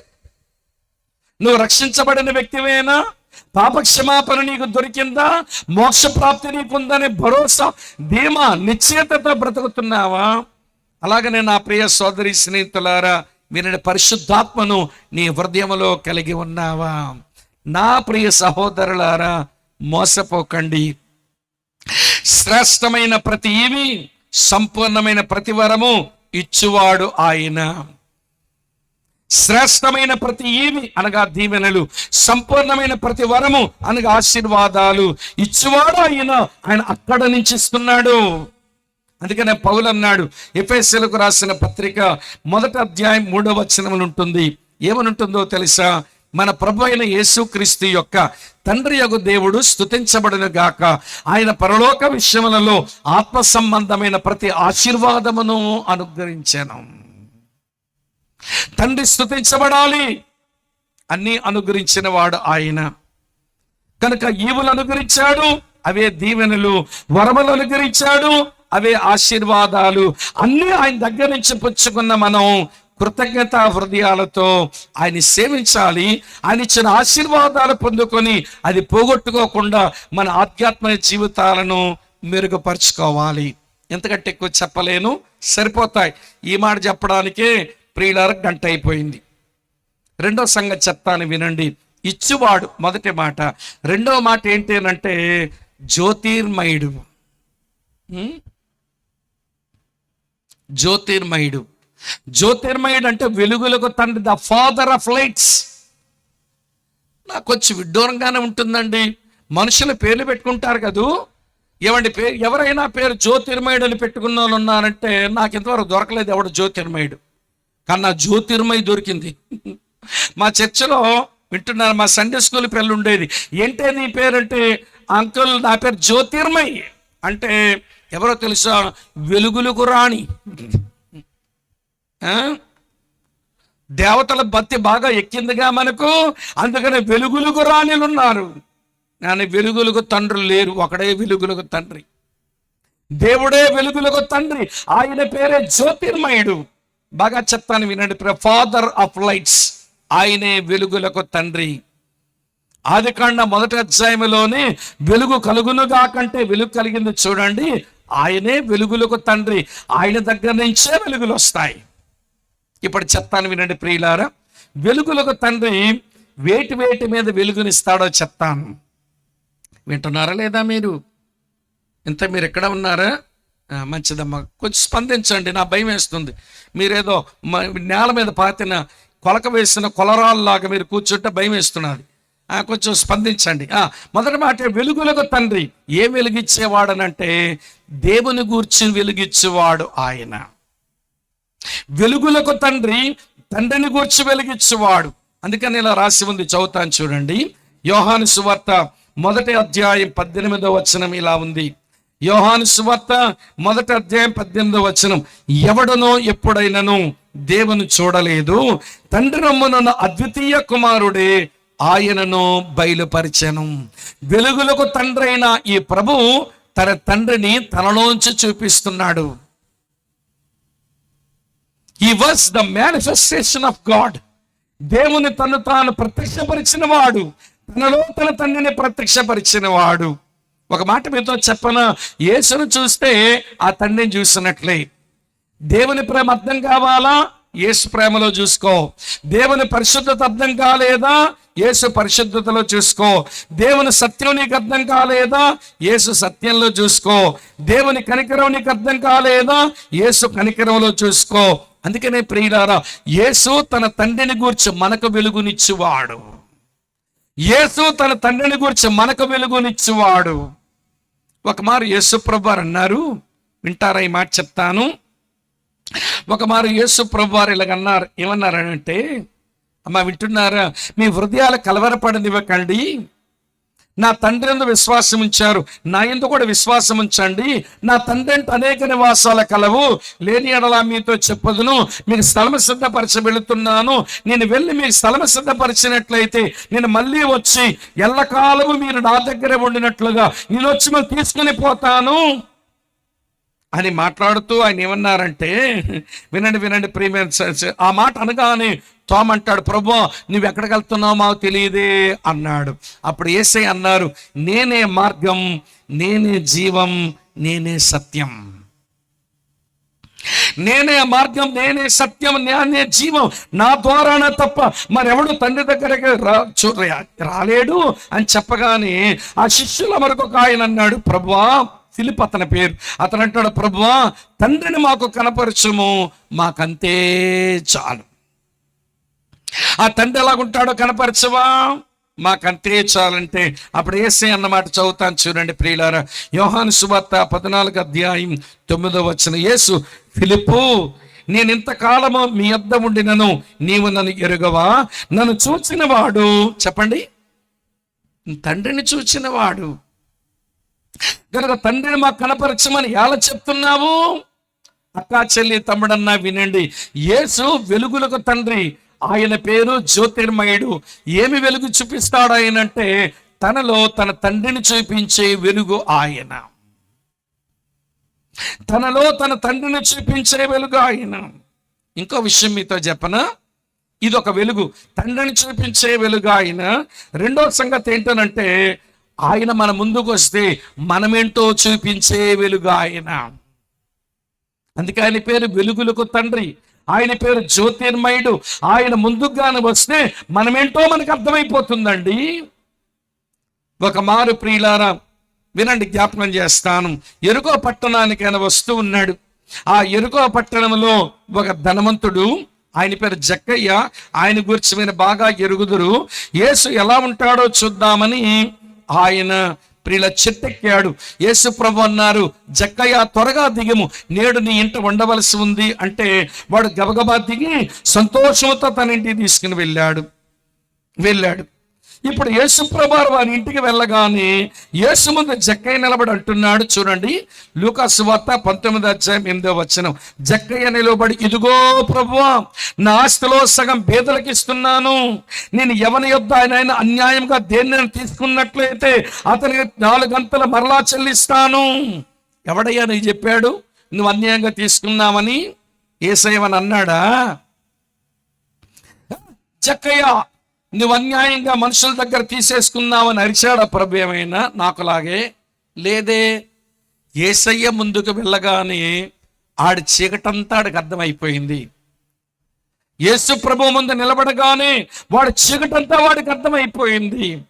నేను అన్యాయంగా ఆర్జించాను, నేను ధనవంతుడయ్యాను, గాని మా ఊరోళ్ళంతా నన్ను పాపి అంటున్నారు. ఊరోళ్ళంతా పాపి అంటున్నారు. నా ఇంటికి వచ్చినతగాడు నన్ను పాపి అంటల్లా. పాపి అయిన మనుషుని యొక్క బస్ చేయడానికి వచ్చినాడని మా ఊరు అనుకుంటున్నారు నా గురించి. కానీ వచ్చిన ఆయన ఇంట్లోకి వచ్చి నిలబడగానే, అతని ముందు ఈ జక్కయ్య నిలబడగానే, నేను ఎవరి దగ్గర అయితే అన్యాయంగా తీసుకున్నానో తిరిగి నేను చెల్లించేస్తాను అంటున్నాడు. ఒక విషయం మీతో చెప్పనా, యేసు ముందుకు వస్తే మన చీకటంతా బట్టబయలు చేసే వెలుగు ఆయన. ఈ రోజున యేసు ప్రభు రెండురా నాయన, యేసు ప్రభు నమ్ముకోండి బాబు, మీ జీవితాన్ని మేలు కలుగుతుంది అంటే కొంతమంది రావడానికి ఇష్టపడడంలో, ఎందుకు ఇష్టపడడం లేదో ఒక దగ్గర రాసి ఉంది, చూపిస్తాను చూడండి. ఎందుకండి యేసు దగ్గరకు రారు, ఎందుకండి యేసు నమ్మరు? నేను చదువుతున్నాను చూడండి ప్రియులారా, ఇలా వ్రాసి ఉంది. యోహాను సువార్త 3:19 వెలుగు లోకములోనికి వచ్చిన గాని, ఆ వెలుగే వెలుగులకు తండ్రి అయిన యేసు లోకములోనికి వచ్చిన గాని తమ క్రియలు చెడ్డమైనందున మనుషులు వెలుగును ప్రేమింపక చీకటనే ప్రేమించారు. కనబడిందా? 20 చెప్తాను చూడండి. దుష్కార్యము చేయ ప్రతివాడు వెలుగును ద్వేషించును, తన క్రియ దుష్క్రియలుగా కనబడకుండానట్లు వెలుగునొద్దకు రాడు. వెలుగైన యేసు ప్రభు రారా బాబు అంటే వాడు చీకటి బతుకంతా ఏమైనా బట్ట బయలు అయిపోతుందని వెలుగు దగ్గరకు రారంట. 21 చూడండి, సత్యవర్తనుడైతే తన క్రియలు దేవుని మూలంగా చేయబడి ఉన్నవని ప్రత్యక్షపరచబడినట్లు వెలుగునొద్దకవచ్చును. అరే చీకటోడా, ఎందుకు భయం? వెలుగు దగ్గరకు వస్తే ఏడు చీకటి బతుకంతా బయటపడుద్దని. మా విశాఖపట్నంలో ఒక ఆయన ఉండేవాడట. ఆయన చెప్పే సాక్ష్యం విన్నాను నేను యేసుప్రభుని తొలి రోజుల్లో. ఈ యేసుప్రభు మాటలు చెప్పిన వాళ్ళు మనుషుల పాపాల గురించి ఎక్కువ మాట్లాడేస్తారు. ఇవన్నీ నేను వినలేనని, వాళ్ళ వీధిలోనే మీటింగ్ జరిగితే ఒక ముక్క చెవిట్లో పడకూడదని 2 చెవిట్లలో 2 వేలు గట్టిగా పెట్టుకుని లోపల నొక్కుంటున్నాడట, దేవుని మాట చెవిట్లో పడకూడదని. 2000 చెవుట్లో గట్టిగా లోపల పెట్టేసుకుని కుక్కుకుంటున్నాడంటే చెవుట్లని, ఎందుకంటే లోపల యేసయ్య మాట వినబడకూడదని. ఆడ కర్మకాలి ముక్కు దగ్గర కందిరగా తిరిగిందట, ఇలాగన్నాడట, ఒరే పాపాత్ముడు అని వినబడిందట. ఒరే దేవుడు అతనే మాట్లాడాడు, అర్థమైపోయిందంట. ఇలా ఈ రోజున దేవుని మాటలు మేము వినము, మాకు చెప్పొద్దు అని ఎందుకు అంటున్నామంటే, నీ బ్రతుకులో ఉన్నది చీకటి, నీ చీకటి బట్ట బయలవుద్దని, నీ బండారం బయటపడుతుందని. వీళ్ళ వెలుగు దగ్గర రావడానికి నీకు భయం, లేకపోతే ఎందుకు భయపడతావు? చీకటి పనులు చేసే వాళ్ళు వెలుగులో ఉండడానికి ఇష్టపడరు, వాళ్ళకి చీకటనే ప్రేమిస్తారు. చీకటిలో వాళ్ళ పనులు చేసుకొని వాళ్ళు చలామణైపోతారు. యేసు లోకమనక వెలుగు. ఏం వెలిగిస్తాడంటే, ఆయన తండ్రిని తనలో చూపించే వెలుగు, మనుషులకు వారి జీవితం చూపించే వెలుగు. యేసు లాంటి వెలుగు ఈ ప్రపంచంలో వేరొకడు లేడు, లేడు, లేడు. అంతే. ఆయన తండ్రిని చూపించే వెలుగు, ఒక మనిషి యొక్క స్థితిగతులు చూపించే వెలుగు. యేసు ముందుకు వచ్చిన ప్రతివాడు తనేంటో తెలిసిపోయి పగిలిపోయినోడే. ఒక రోజున అత్యున్నతమైన సింహాసనం మీద యేసు ఉండగా ఒక ప్రవక్తనే, కానీ ఆయన చూచాడు యేసుని. చూడగానంటాడు యెషయా గ్రంథం 6:5 అయ్యో, నేను అపవిత్రమైన పెదవుల గలవాడను, అపవిత్రమైన జనుల మధ్య నివసించిన వాడను, నేను నశించిపోయాను అని గుండె బాదుకుంటున్నాడు. నేను అపవిత్రమైన పెదవులు గలవాడను, అపవిత్రమైన పెదవులు గల జనుల మధ్య నివసించిన వాడను, నేను నశించిపోయాను అంటున్నాడు. మరొక ఆయన యేసు ముందుకు రాగానే ఈయన అంటున్నాడు, లూకా సువార్త 5:8 ప్రభువా, నేను పాపాత్ముడును, నన్ను విడిచిపెట్టి వెళ్ళిపోవా? నీ వెలుగులో నా పాప జీవితం అంతా బట్టబయలైపోయి తట్టుకోలేకపోతున్నా, నీ ముందు నిలబడలేను, నన్ను విడిచిపెట్టి వెళ్ళిపోవా? మరొక పెద్ద మనుషులుగా అన్నాడు. యోబు గ్రంథం 42:5-6 యోబు అనే భక్తుడు అంటాడు, వినికిడి చేత నిన్ను గూర్చిన వార్త విన్నాను గాని ఇప్పుడు నేను కన్నులారా చూస్తున్నాను, కనుక నన్ను ఆశ్రయించుకొని బూడిదలో ధూళిలో పడి పశ్చాత్తాపడుతున్నాను. నీ వెలుగులో నా బండారం అంతా బయటపడిపోయింది, నీ వెలుగులో నా జీవితం అంతా బయటపడిపోయింది.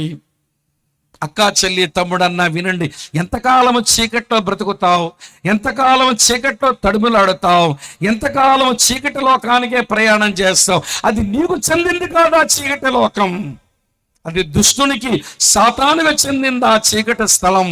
మరి అక్కడికే ప్రయాణం చేస్తావెందుకు? రా, వెలుగు దగ్గరకు రా, వెలుగు దగ్గరకు రా. నీ బ్రతుకు నీ కన్నులుగా వెలిగిస్తాడు, నీ మనోనేత్రాన్ని వెలిగిస్తాడండి ఆయన. ఎఫెసీ పత్రిక 1:17 రాసి ఉంటుంది, ఈ దేవుడు మనుషుల యొక్క మనోనేత్రాన్ని వెలిగించేవాడు. వెలుగులకు తండ్రి అయిన ఆయన, తనలో తన తండ్రిని చూపించే వెలుగు ఆయన, మన ముందు నిలబడి మన జీవిత స్థితిగతులు చూపించే వెలుగు ఆయన. అలాగనే మన మనోనేత్రమును వెలిగించే వెలుగు ఆయన. ఆయన పేరు జ్యోతిర్మయుడు. జ్యోతిర్మయుడు. చిన్నప్పటి నుంచి నేను పెరిగిన భక్తి నేపథ్యంలో నేను చాలా పెద్ద భక్తిపరుడు అనుకున్నాను. మనుషులు కీడు చేయటం అలవాటే, మనుషుల మీద చేతులు చేసుకోవడం అలవాటే, అవసరమైతే బూతులాడడం అలవాటే. సంఘానికి, సమాజానికి ఓ చీడ పురుగులాగా బ్రతుకుతూ కూడా నేను చాలా భక్తిపరుడు అనుకున్నాను.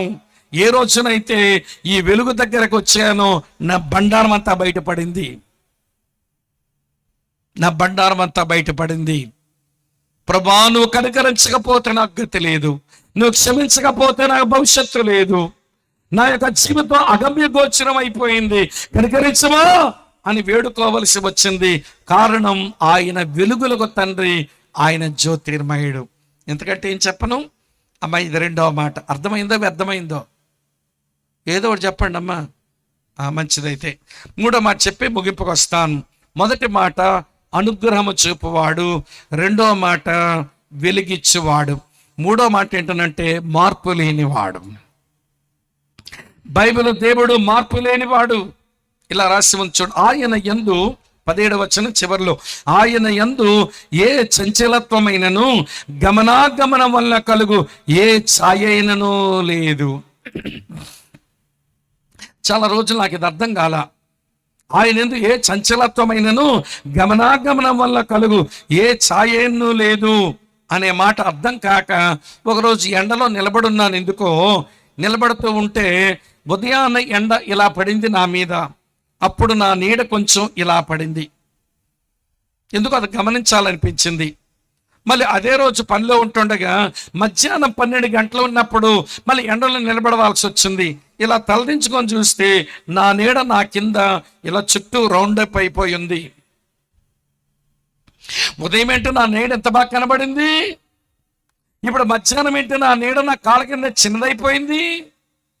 సాయంత్రం 5-6 గంటల మధ్యలో ఎలా నిలబడితే, అమ్మ వింటున్నారా, సూర్యరశ్మి ఇలా పడగానే నేను పెద్ద సాగిపోయినట్టు కనబడుతున్నాను. నేను నా నీడ చాలా పొడవుగా సాగిపోయింది. ఉదయపు నీడ వేరు, మధ్యాహ్నపు నీడ వేరు, సాయంకాలపు నీడ వేరు. ఈ సూర్యుని యొక్క గమన ఆగమనాల వలన ఏం జరిగింది, నా ఛాయలు మారిపోయినాయి, నా నీడలు మారిపోయి. అది అర్థమైంది నాకు. ఉదయపు ఛాయ వేరు, మధ్యాహ్నపు ఛాయ వేరు, అలాగనే సాయంకాలపు నా ఛాయ నా నీడ వేరు. అంటే ఈ సూర్యుని యొక్క గమనాగమనముల వలన నా ఛాయ మారిపోయింది. కానీ ఈ దేవుని ఛాయ ఏది మార్చలేదట. గమనాగమనం వల్ల కలుగు ఏ ఛాయ అయినను ఆయన లేదు, ఆయనను ఏది మార్చలేదు. ఆయన మార్పు లేనివాడు, ఆయన ఏది మార్చలేదు. ప్రియులారా, చూపిస్తాను చూడండి. అందుకు ఒకసారి ఆయన ఇలాగన్నాడు. మలాకీ గ్రంథం 3వ అధ్యాయం, మలాకీ గ్రంథం 3వ అధ్యాయం 6వ వచనం ఉంటుంది. ఎంత మంచి మాటో. నా సోదరి స్నేహితులారా, గ్రామస్తులారా ఆలకించండి. మలాకీ గ్రంథం 3వ అధ్యాయం 6వ వచనం, యెహోవానైన నేను మార్పు లేని వాడను గనక యాకోబు సంతతి వారైన మీరు లయము కాలేదు. నేను కోరినట్టుగా మీరు జీవించడం లేదు, నేను ఆశించినట్టుగా మీరు ఉండటం లేదు. మిమ్మల్ని లయం చేసేయాలి. నా పరిశుద్ధతను బట్టి చూస్తే, నా నీతి న్యాయాలను బట్టి చూస్తే, నా సత్యమును బట్టి చూస్తే మిమ్మల్ని నాశనం చేసేయాలి. కానీ మీ పితరులతో నేను మాటిచ్చాను, నేను మిమ్మల్ని ఆశీర్వదిస్తానని మాటిచ్చాను. నేను అది మీరిపోలేకపోతున్నాను. నేను మాటిచ్చానా, మాట విషయంలో మార్పు ఉండదు, మాట విషయంలో మార్పు ఉండదు. ఆయన మార్పు లేని వాడు. వినండి వినండి, ఇశ్రాయేలు ప్రజలతో ఆయన మాట ఇచ్చింది. వినండి వినండి ప్రియులారా, ఆయన నోటి మాట రాతి పలకల మీద రాయబడిన మాట. ఆ మాటలకి ఆయన అంత బాగా కట్టుబడి ఉంటే ఈరోజు మనకందరికీ ఆయన మాట ఇస్తున్నాడు. దేనితో మాట ఇచ్చినాడంటే తన కుమారుడైన యేసుక్రీస్తు రక్తముతో మనకు మాట ఇచ్చాడు. అందుకన్నాడు, ఇదిగో ఇది నా యొక్క రక్తం వలనైన క్రొత్త నిబంధన. ఇశ్రాయేలీయులకు దేవునికి ఉన్న సంబంధం నోటి మాటతో సంబంధం. ఇక్కడ కూర్చున్నటువంటి మనకు దూరం నుంచి దేవుని మాటలు వింటున్న వారికి దేవుడితో ఒకవేళ సంబంధం మనకి ఏర్పడితే అది యేసుక్రీస్తు రక్తమును బట్టి ఏర్పడే సంబంధం. ఆయన మార్పు లేనివాడు, ఆయన మారడు. ఇలా మీతో చెప్పనా, ఆయన ప్రేమ మారదు, ఆయన ప్రేమ మారదు. ఆయన ప్రేమను ఏదీ మార్చేయలేదు. తన పిలుచుకుంటే వచ్చి తన పెట్టినవన్నీ తిని, తాను చెప్పినవన్నీ విని, ఆయన చేసినవన్నీ చూసిన ఆ 12 మంది ఆ శిష్యులలో ఒకడు కొంచెం డబ్బు కాశించి యేసు ప్రభువుని అమ్మేవాడైపోయాడు. ఆయన అప్పగించబడిన ఆ ముందు రాత్రి ఆయన ఒక స్థలంలో కూర్చుంటే వాడు కూడా కూర్చున్నాడు. నంగనాచిలాగా ఏమీ ఎరగనోడులా కూర్చుంటే అక్కడ మంచి మాట రాయబడి ఉంది. చదువుతాను చూడండి. యోహాను సువార్త 13వ అధ్యాయం 1వ వచనంలో, తాను ఈ లోకము నుంచి తండ్రి యొద్దకు వెళ్ళవలసిన గడియ వచ్చునని యేసు పస్కా పండగ ముందే ఎరిగిన వాడై లోకములో ఉన్న తన వారిని ప్రేమించి వారిని అంతము వరకు ప్రేమించెను. ఇస్కరియోతు యోధాను నేను పిలిచినప్పుడు ఎంత ప్రేమించాను, ఈ ఇస్కరియోత యోధ అనేవాడు నన్ను వెంబడించినప్పుడు, ఈ 3.5 సంవత్సరాలు ఉన్నప్పుడు ఎంత ప్రేమించానో, ఈ రాత్రి నన్ను ముద్దు పెట్టి శత్రువుల చేతకు అప్పగించబోతున్నాడు, ఇప్పుడు నేనంతే ప్రేమిస్తున్నాను. ఆయన ప్రేమ మారదు. అమ్మ ఆలకిస్తున్నారా? ఆయన ప్రేమ మారదు. అలాగనే ఆయన శక్తి మారదు. ఆయన శక్తితో ఆ రోజు కార్యాలు చేయగలిగాడు, కానీ ఈ రోజు చేయగలుగుతాడా అని అనుకోవాల్సిన అవసరం లేదు. కానీ ఆయన కార్యాలు నువ్వు అనుకున్నట్టుగా చేయడు. ఆయన పద్ధతిలో ఆయన చేస్తాడు. అబ్రాము దగ్గరకు వచ్చాడు. అప్పుడు అబ్రాము యొక్క వయసు 99 వచ్చేసింది. పిల్లాడిని ఇస్తానని చెప్పాడు. ఇంకా పిల్లవాడు పుట్టలేదు. ఆ సమయంలో ప్రభు వచ్చి, ఏ అబ్రాము, మీదటికి మీ ఒడిలో ఒక బిడ్డ ఉంటాడని చెబితే సారా కొంచెం గుడారపు మాటకు పోయి ముసిముసి నవ్వులు నవ్వుతుంది. ఎందుకని అంత నవ్వెందుకు వచ్చేస్తుందమ్మా నీకంటే? ఆవిడ తెలుసు తనకు నెలసర్లు ఎప్పుడో ఆగిపోయినాయి, తన గర్భసంచి ఎండిపోయింది. నెలసర్లు నిండిపోయిన ఆడపిల్లకు మెనోపాజ్ వచ్చేసిన తర్వాత ఆ గర్భసంచిలోంచి పిల్లలు పుట్టే అవకాశం ఉండదు. నాకు తెలుసు, నాకు నెలసర్లు ఆగిపోయినాయి, నా గర్భసంచి ఎప్పుడో చచ్చిపోయింది. అలాంటి నా పొట్టలోంచి దేవుడు బిడ్డనివ్వడం ఏంటండి అని నవ్వుకుంటూ ఉంటే దేవుడు అన్నాడు, హే అబ్రాము, నీ భార్య అయిన సారా నవ్వనేలా అంటే నేను అని ముందుకు వచ్చింది. అప్పుడు దేవుడు అన్నాడు, నాకు అసాధ్యమైనది ఏదైనా కలదా? ఆ రోజు అదే మాట అన్నాడు. అమ్మ వింటున్నారా? ఒక మారు బాగా వింటారా చెప్తాను ప్రియులారా. ఒక మారు మోషే ఇశ్రాయేలు ప్రజలందరూ నడిపిస్తూ ఉంటే, ఈ ఇశ్రాయేలు ప్రజలందరూ మాకు రోజు మన్నా పెట్టి పోషిస్తున్నాడు, మాకు మన్నా తిని మాకు కొంచెం వెగట పుడతా ఉంది, రోజు ఇదేనా, మాకు కొంచెం మొక్కతో ముద్దడితే బాగుంది అనుకున్నారు. ముద్దల ముఠాకోరులు. మొక్క లేకపోతే వీళ్ళకి ముద్ద దిగదుగా, మంట అయిపోయి. మొక్క లేకపోతే ముద్ద దిగదు వీళ్ళకి. రోజు చవిసారం లేని మన్నైనా మాకు విసుగొచ్చేస్తుంది, వెగట పుట్టేస్తుంది, తినబుద్ధి అవుతలేదు, మా మాంసం తినాలని ఉంది. సరే మోషే పోయి అడుగుతున్నాడు, దేవా వీళ్ళేంటి వీళ్ళు మాంసం అడుగుతున్నారు, ఈయన లక్షల మందికి ఎక్కడి నుంచి తెచ్చి పెట్టను, వీళ్ళు మాంసం అడుగుతున్నారు, ఏం చేయమంటావనంటే, మోషే చెప్పు వాళ్ళకి, 1 రోజు కాదు, 2 రోజులు కాదు, 5 రోజులు కాదు, 10 రోజులు కాదు, 10 రోజులు కాదు, 20 రోజులు కాదు, 30 రోజులు వాళ్ళు తినగలిగినంత మాంసం ఇస్తాను. వాళ్ళు తిన్న మాంసం వారు ముక్కులు కూడా బయటకు వచ్చేలాగా తినమని ఇస్తానంటే మోషే గుండె జారిపోయింది. గుండె జారిపోయి, ఏమి దేవా ఈయన లక్షల మందికి మాంసం పెడతానంటావు, నీదేమైనా నేను గొర్రెలు సిద్ధం చెయ్యనా, మేకలు సిద్ధం చెయ్యనా, కోడలు సిద్ధం చెయ్యనా, చేపలు సిద్ధం చెయ్యనా, ఏమి సిద్ధం చేయమంటావు అంటే దేవుడు అంటాడు, ఏమయ్యా మోషే, నా బాహుబలము తక్కువైనదా? నాకు అసాధ్యమైనది ఏదైనా ఉందా? నా బాహుబలము తక్కువైనదా? ఈరోజు చాలా మంది సహోదరులకు ఈ ప్రశ్నే ఉంటది, చాలా మంది సహోదరులకి ఈ ప్రశ్నే ఉంటది. ఏమండి వినండి, ఆయన శక్తి మారలేదు. గతంలో కార్యాలు చేసిన వాడు ఇప్పుడు చేయగలడు, ఇప్పుడు చేస్తున్న దేవుడు రేపు చేయగలడు. అయితే దానికి కావలసింది నీ దగ్గర సంపూర్ణమైన విశ్వాసం. 12 సంవత్సరాల నుంచి తగలబడిందంట. దాని దగ్గర ఉన్నదంతా వృధా చేసేసింది, వైద్యుల పాలు చేసేసింది, కానీ తన రక్తస్రావ రోగం తగ్గలా. మెట్టుకు ఇంటోలంతా ఇది బాగుపడడానికి అసాధ్యం, దీన్ని బతికితే దీని దగ్గర దుర్వాసన వచ్చేస్తుంది, ఇంట్లో ఉండడం కంటే పోతే బాగున్నీవిడా అనుకున్నారేమో. పాపం ఆవిడ కూడా నేను ఇక బాగుపడడం అసాధ్యం అని అనుకుంది. కానీ యేసయ్య వస్త్రపు చెంగును విశ్వాసంతో ముట్టింది, రక్తధార కట్టింది, సమాజంలో మళ్ళీ కలిసిపోయే అక్క అయిపోయింది. ఇదంతా మీకు ఎందుకు చెప్పానంటే, నీవు ఇంట్లో ఎదుర్కొన్న పరిస్థితులు, మీరు చదువులు ఎదుర్కొంటున్న పరిస్థితులు, జాబ్ కొరకు మీరు చేస్తున్న ప్రయత్నాలు, మీ కెరియర్ కొరకు మీరు చేస్తున్న ప్రయత్నాలు, ఇవన్నీ చేస్తూ చేస్తూ చేస్తూ విసిగిపోయి నేను బాగుపడడం అసాధ్యం, నాకు మంచి భవిష్యత్తు రావడం అసాధ్యం, నా బ్రతికింతే అనుకునే స్థాయికి సైతాను తీసుకుని వెళ్తాడు. కానీ అప్పుడే దేవుడు అంటాడు, నాకు అసాధ్యమైనది ఏదైనా కలదా? నా శక్తి మారలేదు, నా ప్రేమ మారదు, నా శక్తి మారదు. అలాగే 3వ చెప్తాను, జ్ఞానం కూడా మారదు. ఆయన అనంత జ్ఞాని. ఆయన మన కొరకు ఒక సంకల్పాన్ని కలిగి ఉంటాడు, ఆయన మన కొరకు ప్రణాళిక కలిగి ఉంటాడు. అవి నెరవేర్చే విషయంలో ఆయన భలే జ్ఞానవంతుడండి. ఒకసారి అన్నాడు, ఏమన్నాడు తెలుసా? రాబో కాలములో మీ కొరకు నేను ఉద్దేశించిన సంగతులు అవి సమాధానకరమైనవే గాని హానికరమైనవి కావు. మీ గురించి ఒక ప్లాన్ నాకుంది, మీ గురించి నాకు ఒక పర్పస్ ఉంది. అవన్నీ నెరవేర్చే దిశగా మిమ్మల్ని నడిపిస్తాను. నేను అనంత జ్ఞాని. ఆయన జ్ఞానానికి మితి లేదు, ఆయన జ్ఞానం మారిపోదు. మరి నీకేదైనా ఒక సలహా కావాల్సి వచ్చినప్పుడు, మరి నీకేదైనా ఆలోచన అవసరం వచ్చినప్పుడు ఈ జ్ఞాని దగ్గరగా రాకుండా మనుషుల మీద ఆధారపడతావు ఎందుకు? ఆయన ప్రేమ మారదు, ఆయన శక్తి మారదు, ఆయన జ్ఞానం మారదు. ఆయనకు ఏది మార్పు చేయలేదు.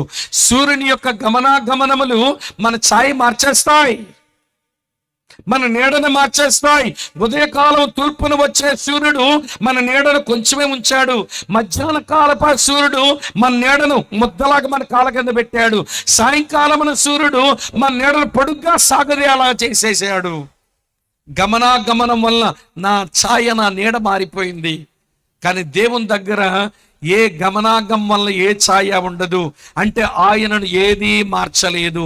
ఆయన మార్పు లేని నమ్మదగిన మంచి దేవుడు. ఆయన ప్రేమ మారదు, ఆయన శక్తి మారదు, ఆయన జ్ఞానం మారదు. ఇప్పుడు నేరుగా మొక్క మీద అడుగుతున్నాను, అటువంటి దేవుణ్ణైనా విశ్వసించింది, అటువంటి దేవుణ్ణైనా వెంబడించింది? నువ్వు తేల్చుకోవాలి. మరి వెలుగైన ప్రభు యొక్క పరిచర్య పొంది నీ కన్నులకు వెలిగించబడాలి.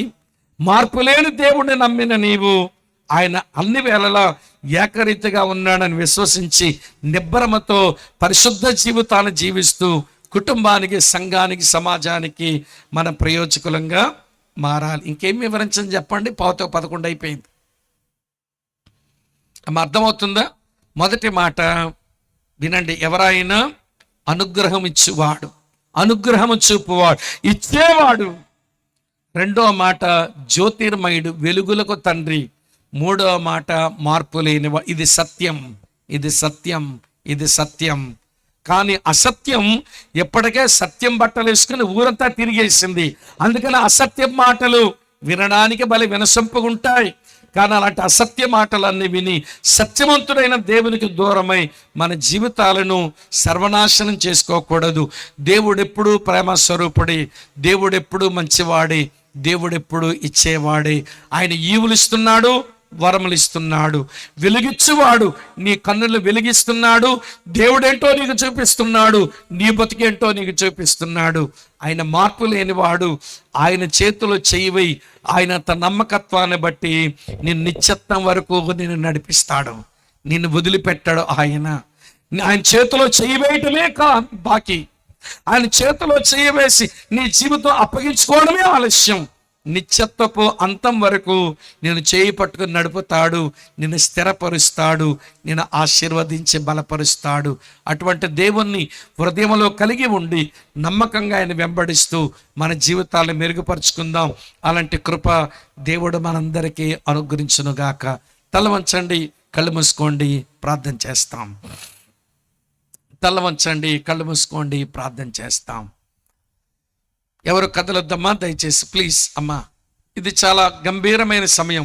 మీరు ఎంతసేపు వాక్యం విన్నారు అది ప్రాముఖ్యమే కానీ మరింత ప్రాముఖ్యం కాదు.